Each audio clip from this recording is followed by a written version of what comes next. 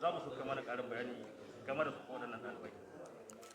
To, kamar yadda kila ka samu labari cewa awa guda da suka wuce a hukumomin soja da kuma jami'anmu da suke hudda da wa'anda suka shiga tsakaninmu da 'yan ta'addan nan sun ce an samu sakin dukkan yaran da ke hannunsu a kusan yara 344.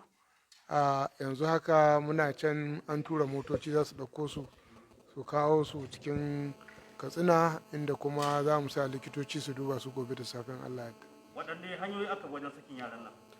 To na farko dai kamar yadda ce muna akwai kwamiti namu nan wanda ya hada da shugaban 'yan sanda da na 'yan tsaro da kuma mai bani shawara da kuma shugabannin sojoji, wanda kuma akwai bangaren shugabannin wato miyatta Allah na ƙasa baki ɗaya, wanda kuma su ne muke magana da su kuma suka magana da waɗanda suka aikata wannan aiki, to su hannunsu ne aka anso wa'annan yara.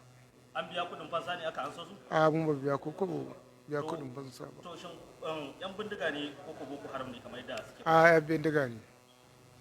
Yan bindiga ne. To me mataki na gaba game da waɗannan yara?